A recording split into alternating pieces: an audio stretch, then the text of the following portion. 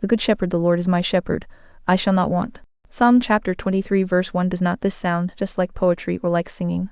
If you read the entire psalm through, it is written in such poetic prose that though it is not translated into meter as it should have been, it reads just like it.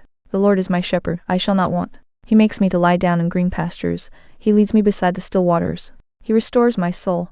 He leads me in the paths of righteousness for his name's sake. It sounds like music for this, among other reasons, because it came from David's heart.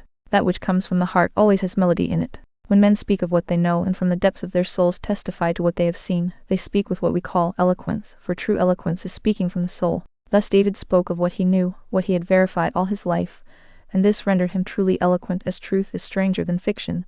So the truth that David spoke is more sweet than even fancy could have imagined, and it has more beauty than even the dream of the enthusiast could have pictured. The Lord is my shepherd, I shall not want. How naturally it seems to strike on the ear as uttered by David, who had himself been a shepherd boy. He remembers how he had led his flock by the waters in the warm summer, how he had made them lie down in shady nooks by the side of the river, how, on sultry days, he had led them on the high hills that they might feel the cool air, and how, when the winter set in, he had led them into the valleys that they might be hidden from the stormy blasts. Well could he remember the tender care with which he protected the lambs and carried them, and how he had tended the wounded of the flock. And now, appropriating to himself the familiar figure of his sheep, he says, "The Lord is my shepherd, I shall not want." I will try to preach experimentally tonight, and I wonder how many of you will be able to follow the psalmist with me while I attempt to do so. First of all, there are some preliminaries before a man can say this. It is absolutely necessary that he should feel himself to be like a sheep by nature, for he cannot know that God is his shepherd unless he feels in himself that he has the nature of a sheep. Secondly, there is a sweet assurance a man must have had some testimony of divine care and goodness in the past, otherwise he cannot appropriate to himself this verse, "The Lord is my shepherd." And thirdly, there is a holy confidence.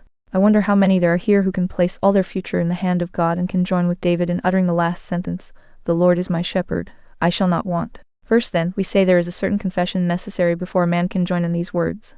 We must feel that there is something in us which is akin to the sheep. We must acknowledge that in some measure we exactly resemble it, or else we cannot call God our shepherd.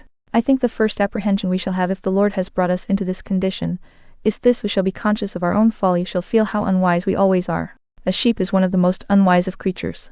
It will go anywhere except in the right direction. It will leave a fat pasture to wander into a barren one. It will find out many ways, but not the right way. It would wander through a forest and find its way through ravines into the wolf's jaws, but never by its wariness turn away from the wolf. It could wander near his den, but it would not instinctively turn aside from the place of danger. It knows how to go astray, but it knows not how to come home again. Left to itself, it would not know in what pasture to feed in summer, or where to retire in winter. Have we ever been brought to feel that in matters of providence, as well as in things of grace, we are truly and entirely foolish? I think no man can trust providence till he distrusts himself, and no one can say, "The Lord is my shepherd, I shall not want," until he has given up every idle notion that he can control himself or manage his own interests. Alas, we are, most of us, wise above that which is written, and we are too vain to acknowledge the wisdom of God.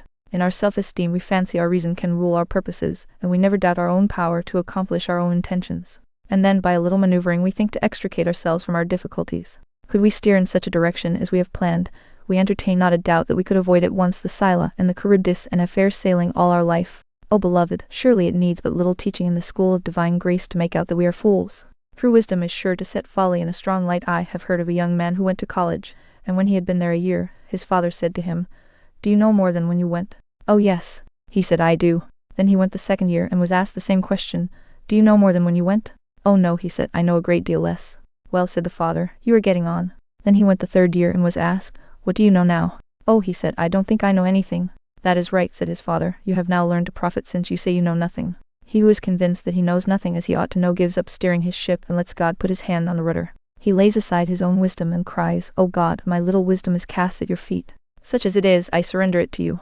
I am prepared to renounce it, for it has caused me many an ill and many a tear of regret, that I should have followed my own devices. But from now on I will delight in your statutes. As the eyes of servants look unto the hand of their masters, and as the eyes of a maiden unto the hand of her mistress, so shall my eyes wait upon the Lord my God. I will not trust in horses or in chariots, but the name of the God of Jacob shall be my refuge. Too long, alas, have I sought my own pleasure and labored to do everything for my own gratification. Now would I ask, O Lord, your help that I may seek first the kingdom of God and his righteousness, and leave all the rest to you. Do you, O my friends, feel persuaded that you are foolish? Have you been brought to confess the sheepishness of your nature? Or are you flattering your hearts with the fond conceit that you are wise? If so, you are indeed fools. But if brought to see yourself like Agur when he said, "I am more brutish than any man and have not the understanding of a man," then even Solomon might pronounce you wise.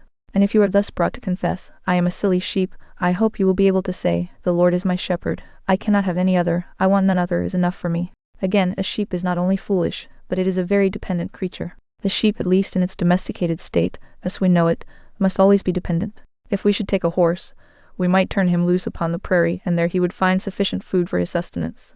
And years later we might see him in no worse condition than that in which we left him. Even the ox might thus be treated and still be able to provide for itself. But as for this silly sheep, set it alone in the wilderness, let it pursue its own course unheeded, and what would be its fate? Presently, if it did not wander into places where it would be starved, it would ultimately come to ruin, for assuredly some wild beast would lay hold upon it, and it has no means of defense for itself. Beloved, have we been brought to feel that we have of ourselves no means of subsistence and no power of defense against our foes? Do we perceive the necessity for our dependence upon God? If so, then we have learned another part of the great lesson that the Lord is our shepherd. Some of us have yet to learn this lesson. Gladly would we cater for ourselves and carve for ourselves, but as the good old Puritan said, no child of God ever carves for himself without cutting his fingers. We sometimes fancy that we can do a little for ourselves, but we shall have that conceit taken out of us very soon. If we, indeed, are God's people, He will bring us to depend absolutely upon Him day by day. He will make us pray, "Give us this day our daily bread," and make us acknowledge that He opens His hands and gives us our food in due season. Sweet is the meal that we eat, as it were, out of His hands. Yet some will rebel against this dependence as very humiliating. Men like to vaunt their independence, and nothing is more respectable in their eyes than to live in independent circumstances. But it is no use for us to talk of being independent. We can never be. I remember a dear Christian who prayed very sweetly each Sunday morning at a certain prayer meeting that I once attended, "O Lord, we are independent creatures upon you." Except in such a sense as that, I never knew any independence worth having. Of course he meant, we are dependent creatures upon you. So we must be. We cannot be independent even of one another, and certainly we are not independent of God, for when we have health and strength, we are dependent upon Him for their continuance. And if we have them not, we are dependent on Him to restore them to us. In all matters whatever, it is sweet, it is blessed to see the tokens of His watchful care. If I had anything of which I could say, God has not given me this, I hope, by divine grace, I would turn it out of doors. Food, raiment, health, breath, strength, everything comes from Him, and we are constantly dependent upon Him. As Huntington used to say, my God gives me a hand basket portion. He does not give me an abundance at once, but He gives it basket by basket, and I live from hand to mouth. Or, as old Hardy once said, I am a gentleman commoner on the bounty of God. I live day by day upon morning commons and evening commons, and thus I am dependent upon Him, independent of the world, but dependent upon God. The sheep is a dependent creature, always needing some help. And so is the Christian, and he realizes the blessedness of his dependence when he can say, "The Lord is my shepherd." These are the two principal points upon which we view this truth of God with regard to providence. I might wander from what I wish to be the subject of this evening, and I might be doing good if I were to show you some other points of comparison between the Christian and the sheep. Oh beloved, there are some of you here present who know yourselves to be sheep by reason of your frequent wanderings. How often have we made this confession? We have erred and strayed from your ways like lost sheep, and we feel it this night, bitterly ruining the waywardness of our hearts. But it is well to be the sheep of God's pasture even if we have been wandering sheep. We do not read of wandering dogs, because dogs are naturally wild, while sheep are always accounted to be someone's property. The straying sheep has an owner, and however far it may stray from the fold, it ceases not to belong to that owner. I believe that God will yet bring back into the fold every one of His own sheep, and they shall all be saved. It is something to feel our wanderings, for if we feel ourselves to be lost, we shall certainly be saved. If we feel ourselves to have wandered, we shall certainly be brought back again. We are just like sheep by reason of the perverseness of our wills. People talk about free will Christians and tell us of persons being saved and coming to God of their own free will. It is a very curious thing, but though I have heard a great many free will sermons, I never heard any free will prayers. I have heard Arminianism in preaching and talking, but I have never heard any Arminian praying. In fact, I do not think there can be any prayer of that sort. It is a style that does not suit prayer. The theory may look very nice in argument and sound very proper in discourse, though we somewhat differ from it. But for practical purposes it is useless. The language will not suit us in prayer, and this alone would be sufficient reason to condemn it. If a man cannot pray in the spirit of his own convictions, it shows they are a delusion from beginning to end, for if they were true, he could pray in that language as well as in any other. Blessed be God, the doctrines of grace are as good to pray with as to preach with. We do not find ourselves out of order in any act of worship when once we have the old fundamental doctrines of the blessed gospel of grace. Persons talk about free will Christians coming back to Jesus of themselves.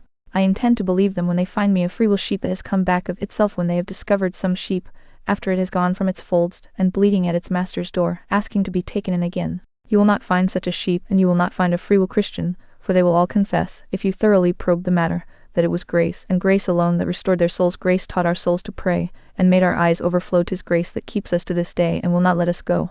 Romans 2. The next thing is the assurance that the Lord is our shepherd.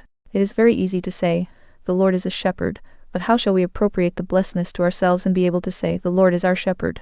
I answer that he has had certain dealings with our souls in the past which have taught us that he is our shepherd. If every man and every woman in this assembly should rise up and say, the Lord is my shepherd, I feel convinced it would be, in many instances, the solemn utterance of a lie, for there are, it is to be feared, many here who have not God for their shepherd.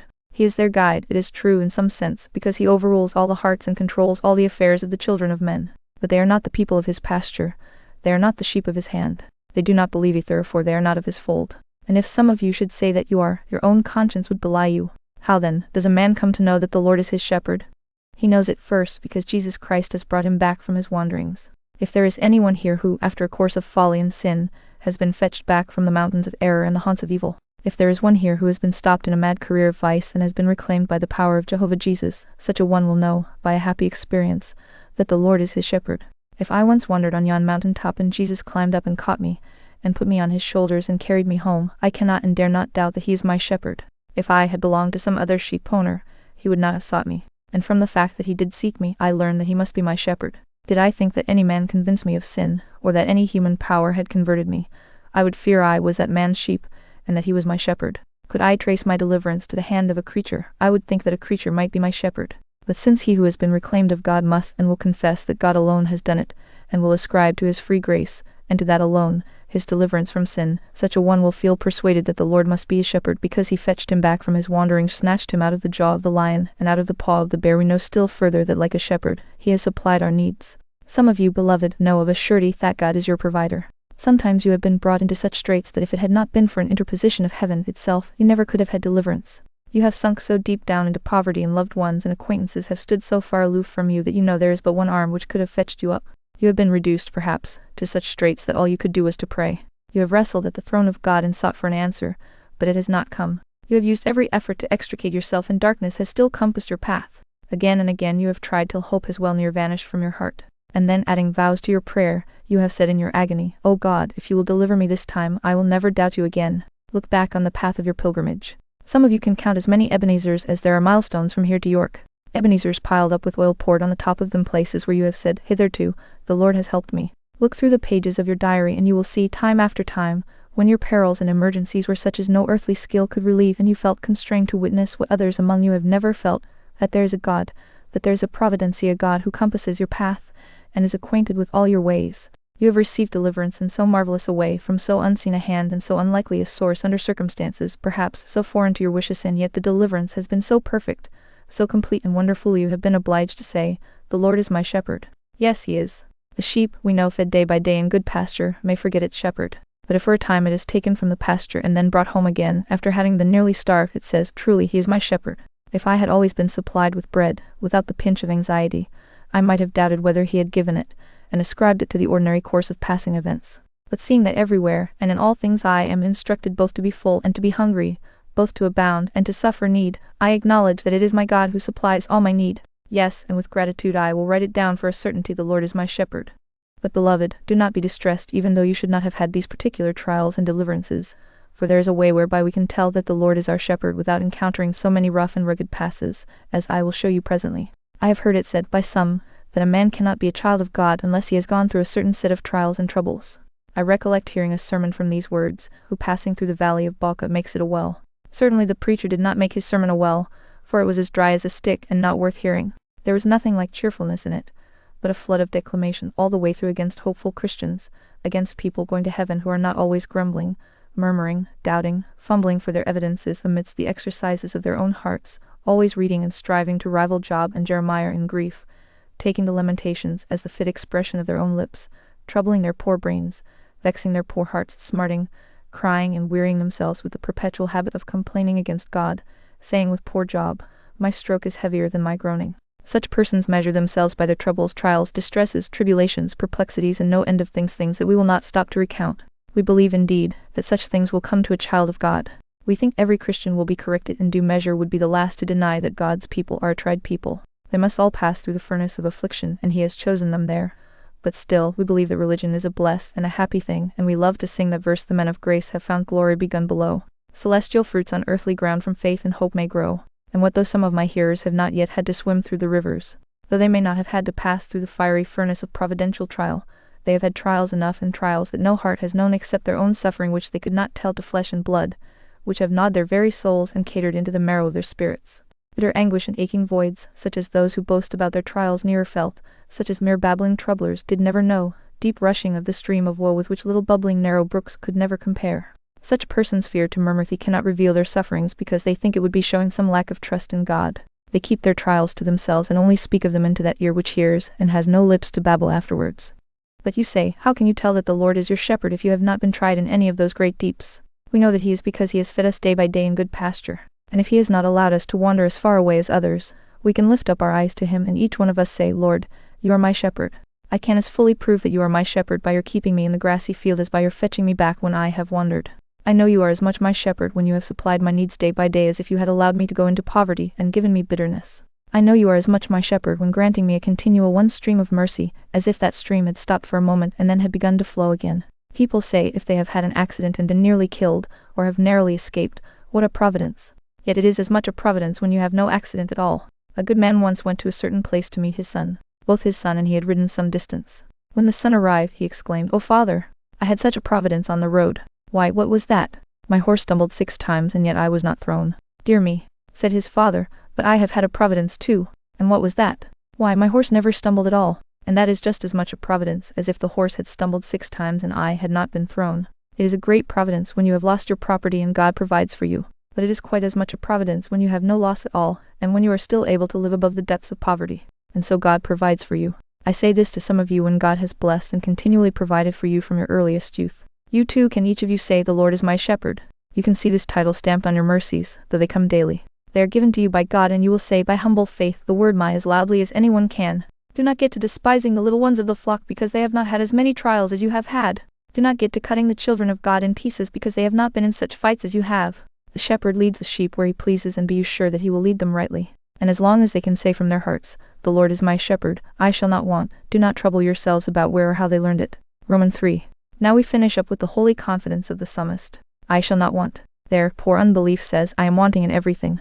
I am wanting in spirituals, I am wanting in temporals, and I shall always want. Ah, such distress as I had a little while ago, you cannot tell what it was. It was enough to break one's heart, and it is coming again, ye shall want. That is what unbelief says, but you must write your own name at the bottom, and then I will repeat this: the Lord is my shepherd, I shall not want. That is what David said, and I think David's faith far preferable to your unbelief. I might take your evidence in some matters, but I really would not take it before David's. I would accept your testimony as an honest man in some respects, but the words of inspiration must be preferable to your words of apprehension. When I find it written, "The Lord is my shepherd, I shall not want," I would rather take one of David's affirmations than 50 of your negations. I think I hear someone saying, I would bear the want of any temporal good if I could but obtain spiritual blessings. I am in want this night of more faith, more love, more holiness, more communion with my Savior. Well, beloved, the Lord is your shepherd. You shall not want even those blessings if you ask of him. He will give them to you, though it may be by terrible things in righteousness that he will save you. He often answers his people in an unexpected manner. Many of God's answers to our letters come down in black-edged envelopes, yet mark you, they will come. If you want peace, joy, sanctification, and such blessings, they shall be given to you, for God has promised them. The Lord is your shepherd, you shall not want. I have often thought of that great promise written in the Bible, do not know where there is a greater one, no good thing will he withhold from them that walk uprightly. No good thing. It is a mercy that the word good was put in, for if it had said he will withhold nothing, we should have been asking for many things that would be bad for us. But it says no good thing. Now, spiritual mercies are good things, and not only good things, but the best things, so that you may well ask for them. For if no good thing will be withheld, much more will none of the best things. Ask then, Christian, for he is your shepherd, and you shall not want. He will supply your needs. He will give you whatever you require. Ask in faith, doubting nothing, and he shall give you what you really need. But still there are some who say, the text applies to temporal matters, and persist in it. Well then, I will accept the sense of the Lord is your shepherd. You shall not want for temporal blessings. Ah, cries one, I was once in affluence, and now I am brought down to penury. I once stood among the mighty and was rich, no, I walk among the lowly and am poor. Well, David does not say, the Lord is your shepherd, and you shall not come down in society. He does not say, the Lord is your shepherd, and therefore you shall have 500 or 1,000 pounds a year. He does not say, the Lord is your shepherd, and therefore you shall have whatever your soul lusts after. All David says is, the Lord is my shepherd, I shall not want. There are different ways of wanting. There are many people whose foolish craving and restless anxiety make them always in want. If you gave them a house to live in and fed them day by day, they would always be wanting something more. And after you had just relieved their necessities, they would still want. The fact is, theirs are not real wants, but simply fancied wants. David does not say, the Lord is my shepherd, therefore I shall not fancy that I want, for though God might promise that, it would need his omnipotence to carry it out, for his people often get to fancying that they want when they do not. It is real needs that are referred to. The Lord is my shepherd, I shall not really want. There are many things we wish for that we do not really need, but there is no promise given that we shall one have all we wish for. God has not said that he would give us anything more than we need, but he will give us that. So lift up your head and do not be afraid. Fear not, your God is with you. He shall prevent evil from hurting you. He shall turn darkness into light and bitter into sweet. He has led you all the way, and all the way this shall be your constant joy as my shepherd. I shall not really want that which is absolutely necessary. Whatever I really require shall be given by the lavish hands of a tender father. Believer, here is your inheritance. Here is your income. Here is your yearly living. He is your shepherd, and you shall not want. What is your income, believer? Why, you say it varies with some and others of us. Well, but a believer's income is still the same. This is it: the Lord is my shepherd, I shall not want. That is my income, and it is yours, poor little one. That is the income of the poorest pauper in the workhouse who has an interest in the grace of God. The Lord is her shepherd. She shall not want. That is the income of the poor foundling child who has come to know the Lord in early life and has no other friend. The Lord is his shepherd. He shall not want. That is the widow's inheritance. The Lord is her shepherd. She shall not want. That is the orphan's fortune. The Lord is his shepherd. He shall not want. That is the believer's portion, his inheritance, his blessing. Well, now some may say, what is this truth worth? Beloved, if we could change this truth for a world of gold, we would not. We had rather live on this truth of God than live on the finest fortune in creation. We reckon that this is an inheritance that makes us rich. Indeed, the Lord is my shepherd. I shall not want. Give me 10,000 pounds, and one reverse of fortune may scatter it all away. But let me have a spiritual hold of this divine assurance. The Lord is my shepherd. I shall not want. And then I am set up for life. I cannot break with such stock as this in hand. I never can be a bankrupt, for I hold this security: the Lord is my shepherd. I shall not want. Do not give me ready money. No, give me a checkbook, and let me draw what I like. That is what God does with the believer. He does not immediately transfer his inheritance to him, but lets him draw what he needs out of the riches of his fullness in Christ Jesus. The Lord is his shepherd. He shall not want. What a glorious inheritance! Walk up and down it, Christian. Lie down upon it. It will do for your pillow. It will be soft as down for you to lie upon. The Lord is my shepherd. I shall not want. Climb up that creaking staircase to the top of your house. Lie down on your hard mattress. Wrap yourself with a blanket. Look out for the winter when hard times are coming, and say not, what shall I do? But just hum over to yourself these words: the Lord is my shepherd. I shall not want. That will be like the hush of lullaby to your poor soul, and you will soon sink to slumber. Go, you businessman, to your counting house again after this little hour of recreation in God's house, and again cast up those wearisome books. You are saying, how about business? These prices may be my ruin. What shall I do? When you have cast up your accounts, put this down against all your fears, and see what a balance it will leave. The Lord is my shepherd. I shall not want. There is another man. He does not lack anything, but still he feels that some great loss may injure him considerably. Go and write this down in your cash book. If you have made out your cash account truly, put this down: the Lord is my shepherd. I shall not want. Put this down for something better than gold and silver: the Lord is my shepherd. I shall not want. He who disregards this truth knows nothing about its preciousness, but he who apprehends it says, ah yes, it is true, the Lord is my shepherd. I shall not want. He will find this promise like China wind, of which the ancients said that it was flavored to the lips of him that tasted it. So this truth shall taste sweet to you. If your spiritual palate is pureed, it shall be worth nothing to you but mere froth. If your taste is not healthy. But beloved, we must divide our congregation before we send you away, and remind you that there are some of you to whom this truth of God does not belong. Perhaps some of you professors of religion may want this truth badly enough, but it is not yours. The Lord is not your shepherd. You are not the sheep of his pasture and the flock of his hand. You are not sheep, but goats and clean creatures, not harmless and undefiled as sheep, but everything that is the very reverse. Oh, it is not only eternal loss, it is not only everlasting injury that you have to regret, it is also present loss, and present injury: loss of an inheritance on earth, the loss of an inheritance below. To be deprived of such a comfort as this is a terrible privation. Oh, it is enough to make men long for religion, if it were only for that sweet peace and calm of mind which it gives here below. Well might men wish for this heavenly oil to be cast on the troubled waters of this mortal life, even if they did not anoint their heads with it, or enter into glory with the joy of their Lord upon their countenance. Beloved, there are some I know here, and your conscience tells you whom I mean, who have a voice within your own hearts which says, I am not one of Christ's sheep. Well then, there is no promise for you that you shall not want. The promise and the providence are for believers, not for you. There is no promise that all things shall work together for your good, but rather you shall be cursed in your basket, and cursed in your store, cursed in the field, cursed in your house, cursed in your going out, and cursed in your coming in. For the curse of the Lord is in the house of the wicked. It does not merely peep in at his window, but it is in his house. Yet God blesses the habitation of the just. If you do not repent, the curse shall follow you until your dying day, and not having Christ for your shepherd, you shall wander where that hungry wolf, the devil, shall at last seize upon your soul, and everlasting misery and destruction from the presence of Jehovah must be your inevitable, miserable, and inexpressibly awful doom. May the Lord in mercy deliver you from it. And this is the way of salvation: he that believes and is baptized shall be saved, but he that believes not shall be damned. He that believes and is baptized, we omit nothing that God has said. He that believes and is baptized, not he that is baptized and then believes, which would be reversing God's order, but he that believes and is baptized, not he that is baptized without believing, but the two joined together. He that believes with his heart and is baptized, confessing with his mouth that believes and is baptized, shall be saved. Do you neglect one part of it? It is at your peril, sir. He that believes and is baptized, says God. If any of you have neglected one portion of it, if you have believed and have not been baptized, God will save you. Still, this promise says not so. He that believes and is baptized. It puts the two together, and what God has joined together, let no man put asunder. What he has ordered, let no man disarrange. He that believes, that is, he that trusts in just such, that relies upon his blood, his merits, his righteousness, and is baptized, shall be saved. But he that believes not shall be damned.